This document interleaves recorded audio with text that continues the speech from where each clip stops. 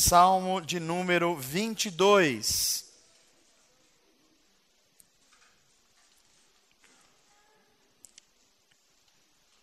Este salmo é um salmo de Davi, como grande parte do livro de Salmos, mas ele é um daqueles salmos que os teólogos chamam de salmo messiânico. Ou seja, ele fala da experiência do salmista, que é Davi. Ele está contando das suas dores da alma, dos seus sentimentos, ele está falando com Deus, mas há uma dimensão também que a gente pode ler esse salmo, que é a dimensão em que Davi está falando profeticamente. É como se ele estivesse falando como Messias, daí se chamar um salmo messiânico. A gente vai ver alguns termos aqui que aparecem nesse salmo, que ele cabem mais ao próprio Jesus Cristo do que a Davi.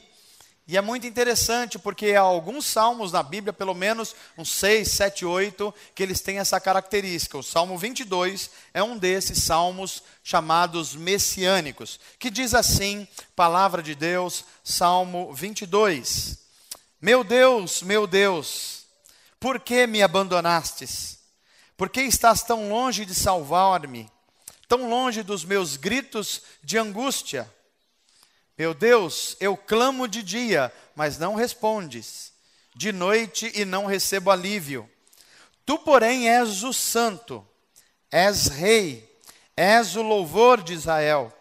Em ti os nossos antepassados puseram a sua confiança. Confiaram e os livraste.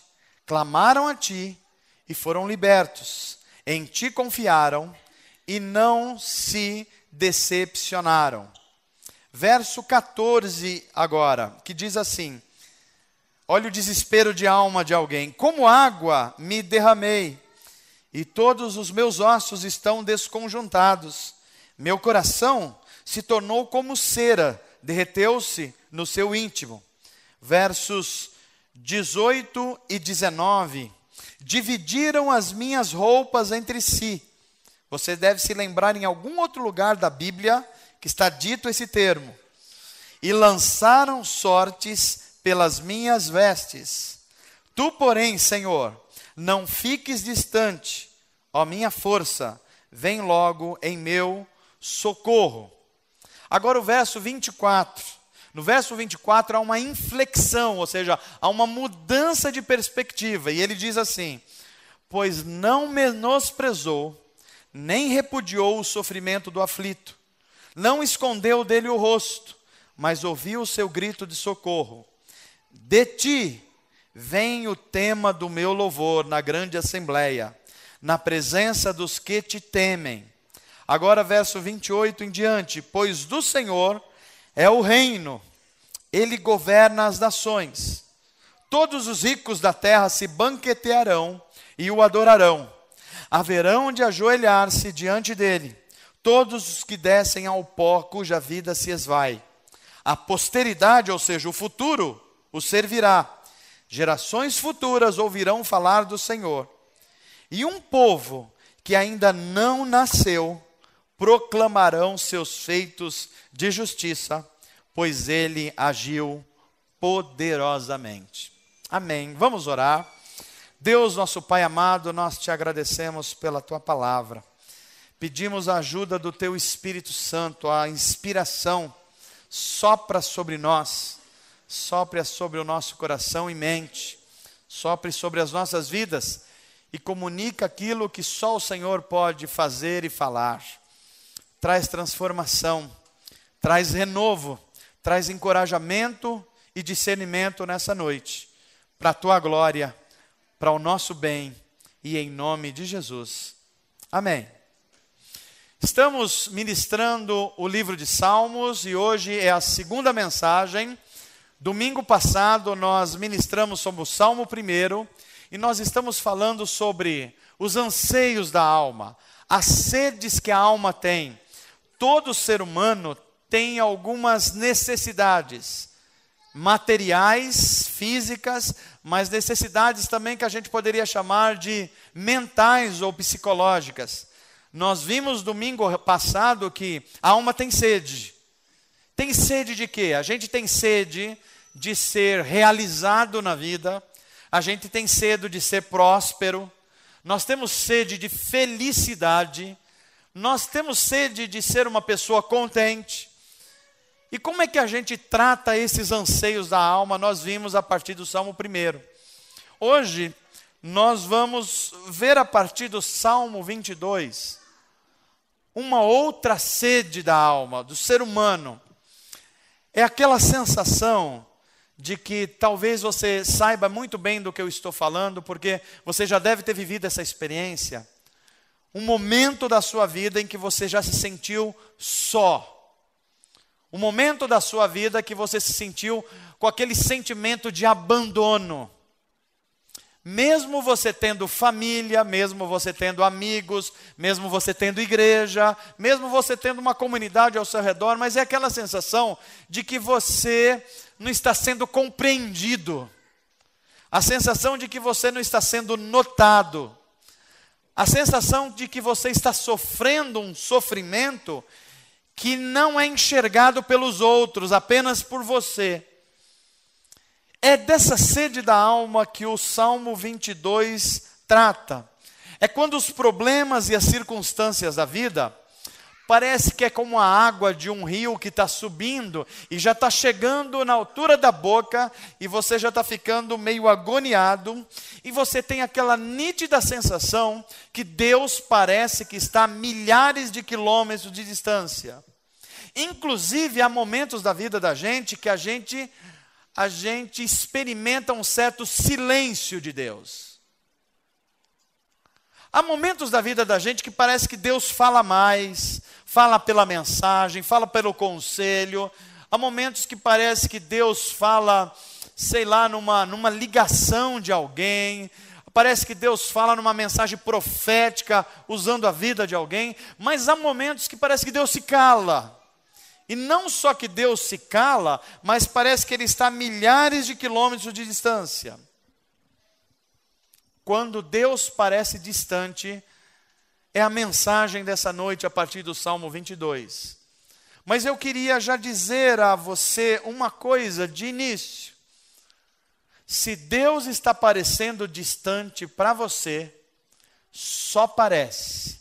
Deus continua perto daqueles que o amam e o temem. A Bíblia diz que Deus é um Deus de longe, mas também é um Deus de perto. A questão é, por que é que Deus permite que a gente tenha essas sensações? Quando a gente olha para a Bíblia Sagrada, a gente vai ver que esse livro está repleto de história de pessoas que em algum momento da vida, eles sentiram essa sensação de abandono. Se sentiram sozinhos, se sentindo enfrentando problemas que pareciam maiores do que as próprias forças deles. Eles experimentaram essa sensação de impotência diante de alguma coisa. Você já lidou com isso uma vez, 2 vezes, 3 vezes, e você não está dando conta disso.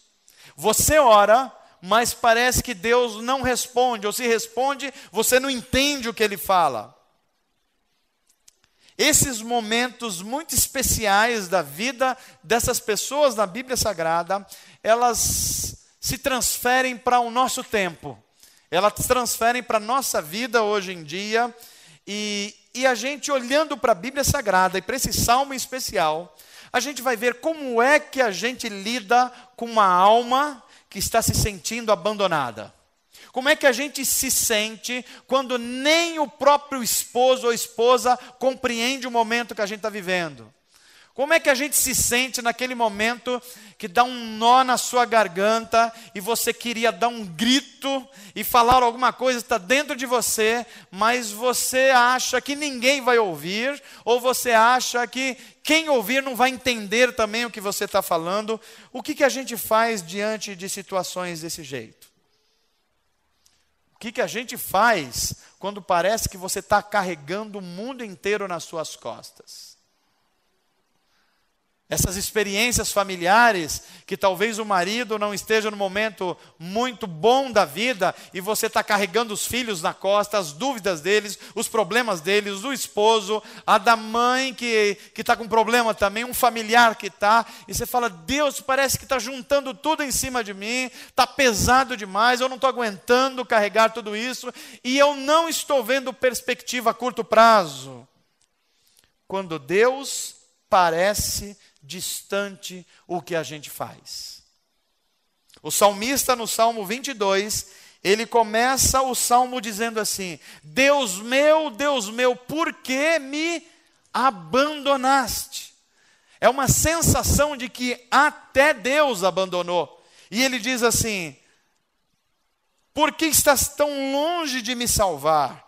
Tão longe dos meus gritos de angústia? O que a gente faz quando a situação está desse jeito? Quando a alma está sedenta por acolhimento, sedenta por um abraço. A primeira coisa que a gente vai ver nesse salmo é uma verdade que salta das páginas da Bíblia para a nossa realidade. E qual é essa primeira grande verdade que nós aprendemos no Salmo 22, esse salmo messiânico? Primeira grande verdade é que quando nós estamos nos sentindo como abandonados pela vida e até por Deus, é o momento mais necessário para você compreender que Deus é real, não importa como você se sinta. Para que você encoraje quem está perto de você, diz assim para quem está perto de você, não importa o que você está passando, Deus é real, Ele existe, e Ele está agindo no mundo, e Ele está agindo na sua vida, jamais se esqueça disso. Porque nós temos uma tendência a achar que Deus existe, quando as coisas estão mais ou menos normais para a gente. Há uma tendência da gente testemunhar de Deus e da fé, quando você é promovido no seu trabalho e você fala assim, Deus é bom e Ele me ouve. Há uma tendência a você estar firme na sua fé, quando você está trabalhando, a sua família está bem suprida, e você está num momento razoavelmente bom da vida. E você fala assim, olha como Deus é bom. Mas quando a gente faz, quando a gente está com uma percepção não só que você não está ouvindo Deus, mas parece que Ele está muito longe. E a pergunta que vem diante de mim, de você é, por que é que Deus deixa acontecer isso? Por que Deus não age rápido quando a gente ora? Se a Bíblia está dizendo que Ele é o socorro bem presente, por que é que Deus permite esses longos períodos que parece que a gente está numa sequidão espiritual? Parece que a gente não é compreendido por fato por ninguém, nem mesmo por Deus. Esse salmo vai mostrar algo muito interessante. Que o propósito de Deus na nossa vida, e isso passa por compreender isso, não é fazer da sua vida o mais confortável possível. O propósito maior para a vida humana não é fazer que você leve uma vida o mais tranquila possível.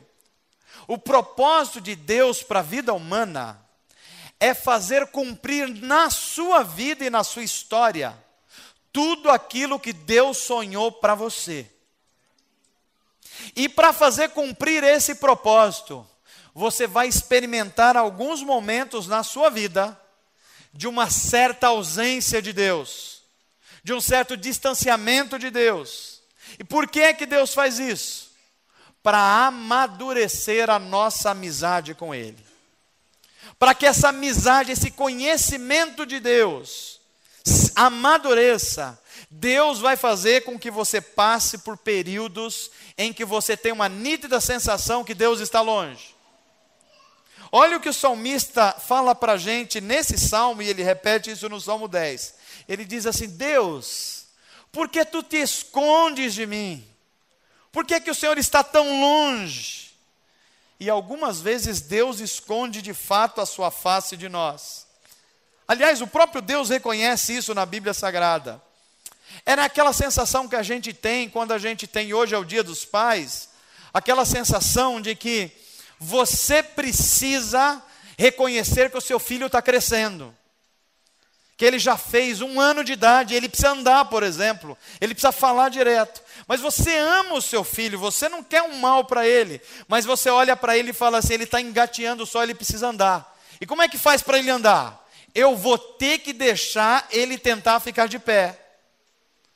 Eu vou ter que deixar ele dar os primeiros passos. Inclusive, eu vou ter que deixar que ele caia algumas vezes.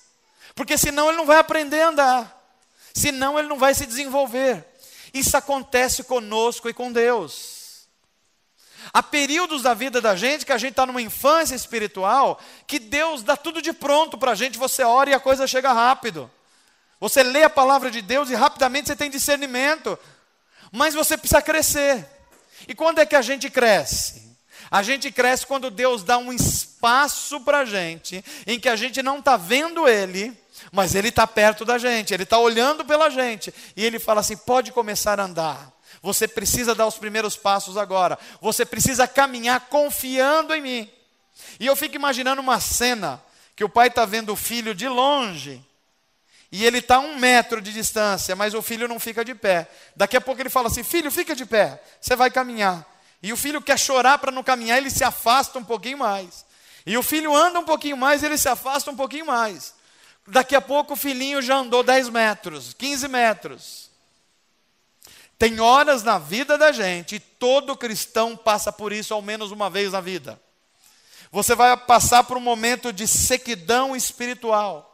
Isso aconteceu com o patriarca Jó.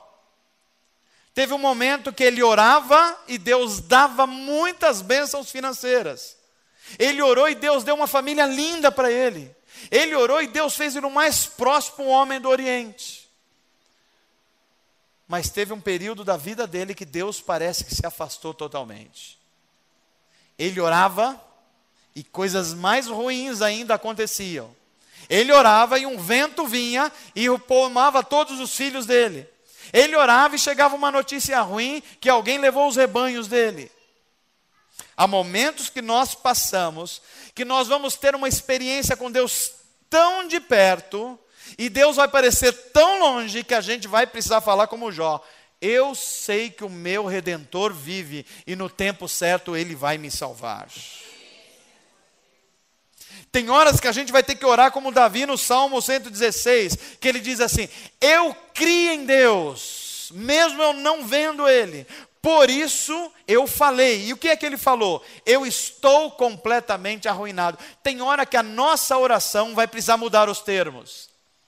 É muito interessante que a gente vê o salmista, ele fazendo uma oração que contemplava 3 coisas. Primeiro, ele cria em Deus. Quando? Quando Deus não estava falando com ele. Quando Deus não estava aparecendo. Segundo, ele diz, eu criei e falei. Ele não só cria que Deus existia, mas que Deus estava ouvindo ele em algum lugar, mesmo não respondendo a ele. E a terceira coisa mais impressionante, é que além dele crer em Deus e falar com Deus, mesmo Deus não respondendo, ele tinha coragem de dizer para Deus tudo o que o coração dele estava sentindo. Você já fez alguma oração desaforada para Deus? Já chegou nesse ponto? Aquela oração que você fala assim, Deus, eu não aguento mais. Por quê? Por que que o Senhor está permitindo isso? Por que que eu estou passando por isso? Por que as outras famílias testemunham de alguma coisa? Por que que o Senhor não muda essa situação? Porque eu estou orando há 10 anos por isso, e o Senhor não faz algo diferente. Já orou uma oração desaforada assim? É que Deus já respondeu essa oração para Jó, não vai responder para a gente. Mas se ele fosse responder para a gente, ele ia dizer assim, ô Benedito, onde você estava quando eu formei o mundo? Onde você estava quando eu formei as estrelas do céu? Quando eu firmei os firmamentos, onde você estava? Quem você acha que você é e quem você acha que eu sou? Você não percebeu ainda que eu sou o Senhor soberano e que eu estou como um tapeceiro construindo a sua vida? E que se eu quiser e na hora que eu quiser, eu vou mudar essa situação instantaneamente, mas não chegou o momento. Por quê? Porque eu estou produzindo transformação na sua vida até que você torne não alguém confortável, mas alguém conforme a minha vontade. Amém, gente? O Deus da Bíblia, assim, é o Deus que é real, mesmo quando eu não estou vendo. Sabe o que precisa de mim e de você, a gente ganhar uma consciência nessa noite? Que no meio do seu sofrimento, Deus continua agindo no mundo. No meio da violência da nossa cidade, Deus continua agindo no mundo. No meio da podridão de Brasília, no meio da corrupção do país, Deus continua sustentando todas as coisas. O que você acha que é por causa da polícia que os bandidos não fazem tudo o que eles têm em mente para fazer? A Bíblia vai dizer que não, a polícia no máximo administra a violência, mas é Deus que sustenta a paz na cidade. Então a nossa confiança não está no que se coloca humanamente, a nossa confiança está em Deus, porque Deus é soberano e não há nada no universo que escape aos seus olhos. Deus é real, não importa o que você esteja vivendo nesse momento. Ele está trabalhando mesmo você não enxergando. Amém, gente? Esse salmo faz saltar também uma segunda verdade, daquelas que deixa a gente meio atordoados. Quando o salmista está gritando assim, por que Deus, o Senhor me desamparou? A gente aprende uma segunda verdade. Que verdade é essa? Que Deus usa as provações da vida para transformar você e eu. Deus utiliza as adversidades para construir alguém que Ele quer construir, para ser alguém que traga glória para o nome de Deus e seja uma bênção para a humanidade. Deixa eu dizer uma das coisas mais difíceis da Bíblia para a gente compreender. Deus tem um propósito por trás de cada problema e sofrimento humano. Eu sei que passou pela sua cabeça alguma coisa assim, pastor, então quer dizer que Deus é alguém meio sádico assim, que tem prazer em trazer sofrimento para alguém? Tem prazer em trazer a provação para alguém? Não. Não é isso que a Bíblia está dizendo. Mas a Bíblia está dizendo que Deus se utiliza dos nossos problemas, das nossas adversidades, dos nossos erros, dos nossos desencontros, para trabalhar transformação na nossa vida a partir deles. Porque Deus é especialista em extrair o bem de situações más, cruéis e ruins. Quer a prova disso? Olha na genealogia de Jesus. Se você acha que a tua família é encrencada, e a gente sempre acha que a nossa família não é a melhor do mundo, não é verdade? Pastor, tem um primo, cara, é gente ruim, pastor. Não, é cunhado, pastor, cunhado é negócio do diabo. Não é não, meu irmão, não é. Toda família tem um cunhado e não é do diabo não. No máximo ele é uma aprovação para você. E Deus vai melhorar você por causa dele, né? Mas a família de Jesus, quando você lê em Mateus, tem umas coisas esquisitas lá. E se na família de Jesus tinha aquelas coisas, a gente não vai se livrar disso não. Por exemplo, tinha 4 mulheres na família de Jesus. Se você acha que tem gente complicada na sua família, ó, primeira delas, uma mulher chamada Tamar. Sabe o que ela fez? Ela só seduziu o sogro para engravidar. Só isso. Tem uma outra mulher na família genealógica de Jesus, chamada Raabe, que a profissão dela era a profissão mais antiga do mundo. Prostituta. Se você acha que há pouco tinha uma terceira mulher na genealogia de Jesus, chamada Ruth, que ela infringiu a lei da sua época para se casar com um imigrante, como imigrante no que era proibido, como algo sério na época. Gente fora da lei. Se você acha que há pouco tinha uma mulher chamada Batseba, que você conhece a história dela, uma mulher que ficou mais conhecida na Bíblia como o seu adultério influenciou a história. Sabe o que a Bíblia está querendo dizer para mim e você? Que as provações, que os problemas, que os grandes desencontros familiares, que as coisas que são ruins e que parece que Deus não está olhando para isso, Deus é especialista em transformar coisas ruins em coisas boas. E Deus vai provocar essas coisas na sua vida ou vai permitir para transformar você de acordo com a vontade dEle, para seguir o plano dEle para a sua vida. Diga assim comigo: Senhor Jesus, me ensina isso. Cada provação vai me transformar em alguém que o Senhor sonhou para ser. Amém, gente? Sabe outra verdade que salta das palavras desse salmo? Onde ele grita assim: Deus, por que o Senhor me desamparou? Porque os meus inimigos parecem que estão vencendo, porque os meus ossos parecem que estão virando líquido. E ele é dramático, Davi é dramático aqui. Ele olha assim e ele fala como Messias: estão vendendo a minha roupa e dividindo os meus inimigos. Um levou a calça, outro levou a camisa. Estão todo mundo levando as coisas, me levaram até a paciência. Mas daqui a pouco ele se dá conta com quem ele está falando e que Deus é o Deus soberano sobre todas as coisas, e ele aprende uma lição e ele diz no Salmo, e nos ensina que é no sofrimento, é no meio da adversidade, que nós aprendemos coisas a respeito de Deus e da vida, que a gente não aprenderia em qualquer outra situação. Você já teve alguma experiência desse tipo?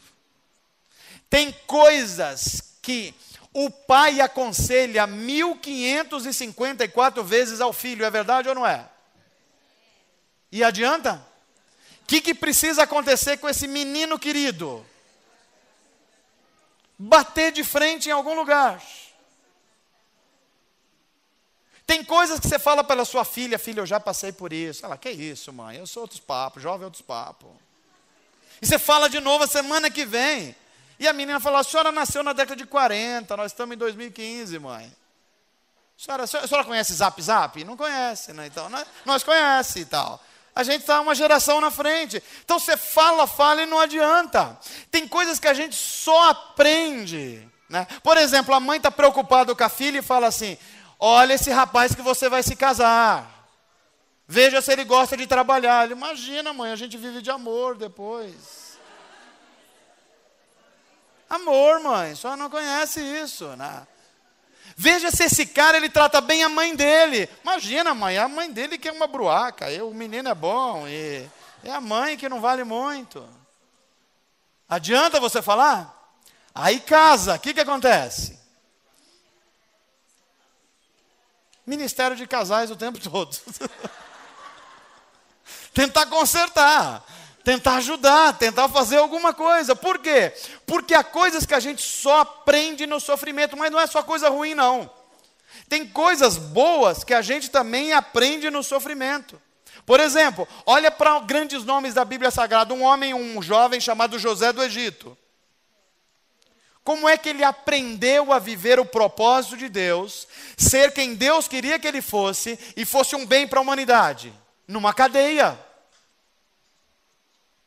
Se você olha para Jeremias, você olha para ele Jeremias é um profeta interessante. Eu sou solidário a esse Jeremias, porque Jeremias, toda vez que Deus falava com ele tomava uma surra de alguém. Já pensou isso? Deus falava assim: Jeremias, eu tenho uma mensagem para o rei tal. Aí ele falava: o rei quem? Aquele rei que não vale muita coisa e está mandando matar todo mundo. E quem é que vai falar? É você, Jeremias. Mas Deus, eu vou apanhar, eles vão jogar eu dentro de uma cisterna. Eu sei de tudo isso, e é você mesmo que vai fazer isso. Então a gente se compadece de Jeremias. Deus às vezes comprometeu a dignidade de um profeta, aliás, de mais de um profeta. Eu não sei se você sabe disso, mas o grande profeta Isaías, o profeta messiânico, Deus deu uma ordem para ele famoso, ele era uma espécie, sei lá, de primeiro-ministro, por exemplo, na época. Deus deu uma ordem para ele, sabe qual era a ordem? Isaías, tira a sua roupa. Ele falou: como assim, Deus? Sou profeta. Mas tira a camisa, tira a calça também. Não, Deus, eu sou profeta, não tira tudo, Isaías. O Senhor está mandando eu ficar nu? É. E você vai ficar nu, sabe quanto tempo? 3 anos andando pela cidade. Está na sua Bíblia aí. Você já pensou um negócio desse? 3 anos andando nu pela cidade? Onde foi a reputação de Isaías? Por quê? Porque Deus queria mostrar como é que a nação de Israel estava se comportando em relação a ele. A propósito de Deus, e no próprio livro de Isaías diz assim: os caminhos de Deus são muito mais altos que os nossos caminhos, e os pensamentos de Deus são muito mais elevados. Sabe de uma coisa? Eu não sei o que Deus vai pedir para você nessa noite. Espero que não seja para andar 3 anos nu em algum lugar. Mas seja lá o que for, Deus tem os seus propósitos nas coisas mais estranhas, porque Ele é Deus e todo o poder está nas suas mãos. Se Deus pediu para você fazer alguma coisa, por mais estranha que seja, faça, porque obedecer a Deus é o segredo para uma vida próspera e longa. Amém? Eu termino essa mensagem com mais uma verdade que salta desse livro, no Salmo 22. Como é que eu faço quando Deus parece estar a milhares de quilômetros de distância e eu ainda não estou compreendendo?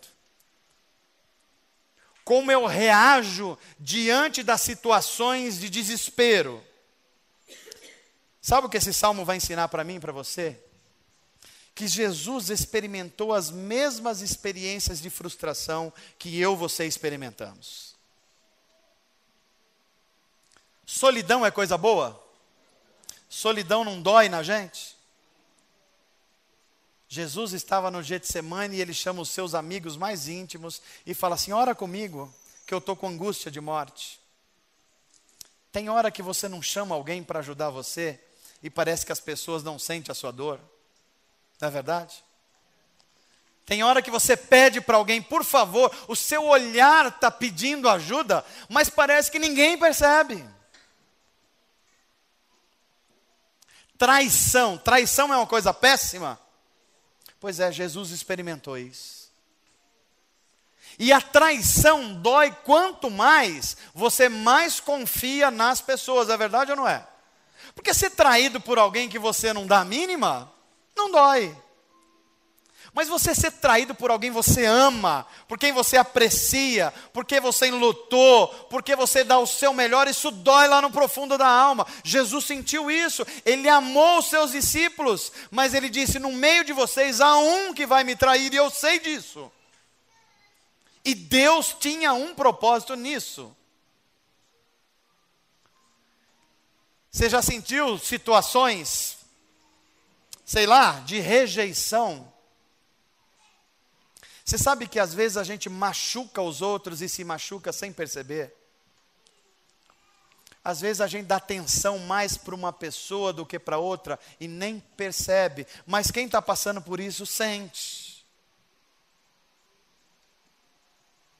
Eu fico pensando que às vezes a gente passa por dores na nossa vida que de fato Deus tem propósito, mas não é para fazer a gente sofrer porque Deus é sádico, é porque Deus quer abrir os nossos olhos para necessidades que a gente não enxerga, Por exemplo, as nossas famílias aqui, talvez muito poucos de nós, ou só alguns, tenham a experiência de ter alguém viciado em cocaína, em crack ou alguma coisa na família. Quando a gente não tem isso, a gente faz uma oração assim: Deus, abençoa lá a família da Dona Maria, porque ela tem lá um filho que está com problema. Esse interesse todo que eu orei aqui, você percebeu? Mas quando o problema chega dentro da sua casa, com seu irmão, com seu filho, com seu tio, que você vê a morte chegando, você ora diferente. Você começa a enxergar um monte de gente que está sofrendo. Você não enxerga 1, 2, você enxerga 10, 20. Por quê? Porque Deus está abrindo os nossos olhos espirituais para a gente reagir aos problemas como Jesus reagiu. Você quer ver uma coisa que às vezes eu fico me cobrando como pastor, que dói em mim? É, por exemplo, quando tem um irmão nosso internado. Como a gente tem alguns aqui. Você já percebeu quando a gente tem mais interesse, quando alguém próximo da gente está internado? E a gente reage com toda a emoção do mundo, e a gente busca a Deus, e a gente clama, e a gente ora mais empolgado. Mas se alguém meio distante, você fala assim, Deus, se o Senhor puder, o Senhor está aí nas atividades celestiais, se o Senhor puder algum dia, algum momento, visita o meu irmão lá não sei aonde. Aí Deus olha para mim e para você, seu cara de pau, eu esperava que era você que iria. Deus chama a gente de cara de pau. Aliás, Jesus é marceneiro. Ele é bom de formão.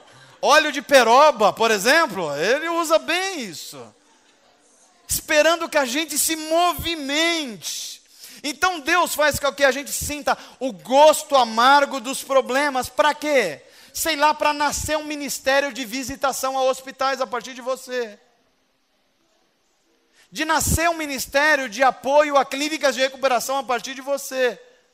De nascer um ministério de apoio a pessoas, de incluir pessoas na comunidade, na família. Ou seja, Deus abre os nossos olhos no sofrimento para que a gente perceba coisas que a gente não perceberia de outra forma. Eu termino essa mensagem encorajando a você que está falando como Davi, Deus, meu Deus, porque o Senhor me desamparou. No meio do teu sofrimento, no meio da tua dor, no meio da tua perda, no meio da tua incompreensão, Deus continua real e agindo mesmo se você não estiver vendo. Deus vai usar essas provações para abrir os seus olhos espirituais para necessidades que você não enxergaria de outra forma. E quando você estiver enfrentando essas coisas, você precisa reagir como Jesus reagiu. E como é que Jesus reagiu? Pai, se possível, passa de mim esse cálice. Mas se não for possível, faça-se a sua vontade. Você tem coragem para orar desse jeito? Você tem coragem para rasgar o teu coração? Será que você hoje vai sair dessa noite aqui, tendo a plena consciência que por trás de cada problema, de cada provação, de cada adversidade, Deus está trabalhando, mesmo que em silêncio, mesmo que você não esteja vendo, mesmo que você ache que Deus está longe de quilômetros, Deus está trabalhando na tua solidão, no teu desespero, no teu problema, na tua frustração, Deus está trabalhando porque Ele é real. Sabe de uma coisa? Às vezes nós precisamos entender melhor o que é fé. E fé não é sentimento. Nós estamos na infância espiritual quando nós achamos que fé é sentimento. E muitos de nós estamos esperando sentir Deus ou sentir de Deus para fazer o que precisa ser feito. E a Bíblia não diz que nós andamos por vista. Aliás, a Bíblia nem diz que a gente anda por sentimento. Você não precisa sentir Deus. Você precisa obedecer o que Deus já mandou você fazer. O que é fé? Fé é uma obediência confiante em Deus, mesmo quando Deus não está falando com você. É uma obediência confiante, mesmo quando Deus não está mostrando para você. E é por isso que eu termino essa mensagem dizendo que se você está no mar revolto e Deus parece muito longe e você parece que não vai viver os melhores anos para você e que você não vai ver a bênção de Deus na sua família e que a idade está passando e parece que as coisas não vão se confirmar na sua vida, deixa eu dizer uma coisa para você. Deus está trabalhando onde você não está enxergando. Deus está transformando você, fazendo de você um ser humano melhor. E quando Deus, o Deus soberano do universo, que tem todas as coisas na mão, disser assim, hoje terminou, é porque terminou mesmo. Espere para receber a bênção de Deus, o cuidado de Deus, a provisão de Deus, a mudança de Deus. E aí você vai dizer como Jó: eu sei que o meu Redentor vive, e no tempo certo, Ele vai se levantar em meu favor. Você vai repetir as palavras desse homem, desse patriarca, dizendo: antes eu conhecia Deus de ouvir falar, mas agora que eu passei por essa aflição e vi a restauração do Senhor na minha vida, agora eu conheço Deus de tete a tete. Conheço Deus de perto. Amém, gente? Você vai confiar em Deus no meio do seu sofrimento? Você vai entender que cada tribulação vai trazer um grau de fé, e na hora certa Deus vai usar a sua vida para fazer coisas impressionantes. Essa é a palavra de Deus para nós nessa noite. E eu creio que Deus vai despertar cada um de nós. E Deus vai levantar as nossas cabeças nessa noite. E vai levar a gente a um novo grau de conhecimento dEle. E uma vida que seja para a glória de Deus e para o bem da humanidade. Amém? Não fique preocupado se a sua preocupação até hoje era que talvez Deus não esteja olhando para mim porque eu não estou experimentando conforto. Eu quero dizer uma coisa para você: Deus não está preocupado com o seu conforto, porque Deus não poupou nem o seu filho Jesus do sofrimento. Não vai poupar você, mas é como um pai amoroso que permite o sofrimento para que a gente ganhe músculos espirituais, músculos mentais, para que a gente ascenda a um novo nível de espiritualidade, e nesse nível a gente se encontre com Deus, se encontre conosco mesmo, se encontre com a vida, para o bem da humanidade, para a glória de Deus. Amém? Você vai viver esse tempo? Então diga assim: Senhor Jesus, ensina-me isso, que mesmo no silêncio, o Senhor está trabalhando, e que as provações são o teu método para eu crescer. Me ensina a reagir como Jesus reagiu diante das provações. Em nome de Jesus, para a glória de Deus. Amém. Que Deus te abençoe, na glória dele.